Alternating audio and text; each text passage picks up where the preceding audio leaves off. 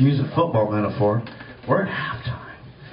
So, has anyone not signed up that wishes to read now or forever hold their peace?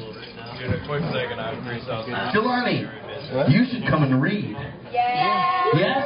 Everyone? Jelani?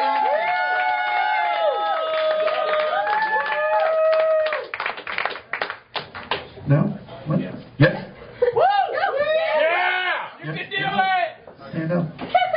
Jelani! Jelani, he's awesome.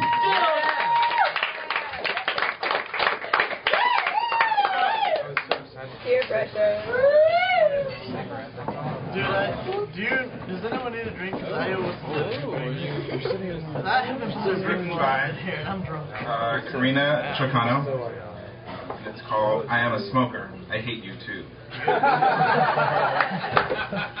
Smoker. The word connotes danger, scorching good looks, searing wit, burning rubber, smoldering passion, barbecued pork. And yet, despite these and other benefits, smokers are under a great deal of pressure, both social and financial, to quit. Soon, the poorest of us may be forced to sell our organs, albeit at cut-rate prices, to be able to afford our habit, and the richer among us will have to charter barges into international waters to be allowed to indulge it. Eventually, we may be buried in Ohio landfills along with New York's garbage. For many, especially in California, this will be cause for celebration. Already, anti-smoking activists have succeeded in creating that most anomalous of establishments, the non-smoking bar. While many claim to support this development, it has only resulted in ridding bars of decent conversationalists and filling them instead with people who fondly abbreviate muscle groups.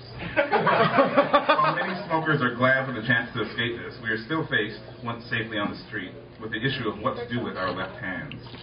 This will remain problematic until smokers can unite to repeal the no drinking on sidewalks law.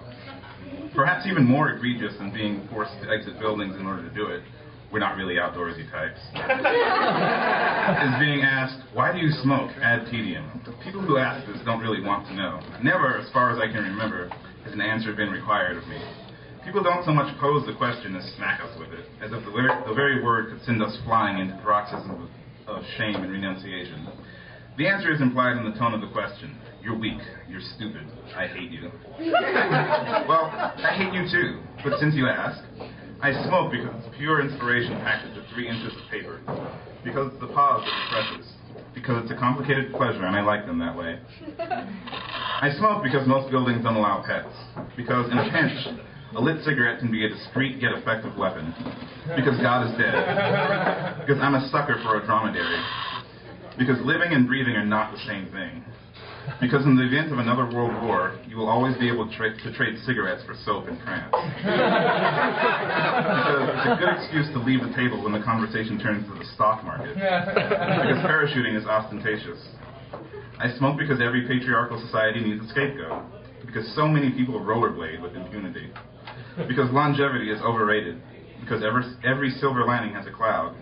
Because everyone should have a hobby, and because persecution makes a tribe scrappy, resourceful, and smart. Because there's an epiphany in every pack.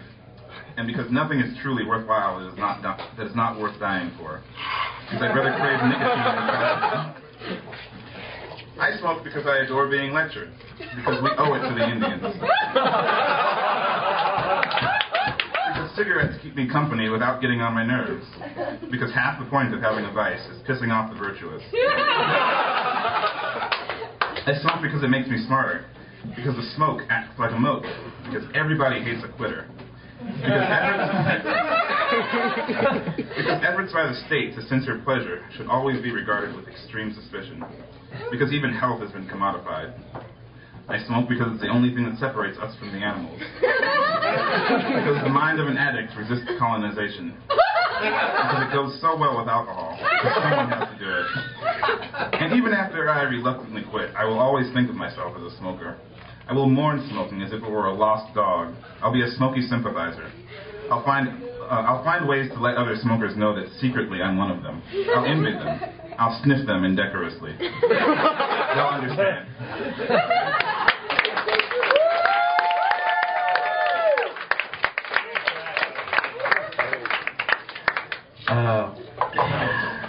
Cheers to the poetic. I don't usually believe in like fate, but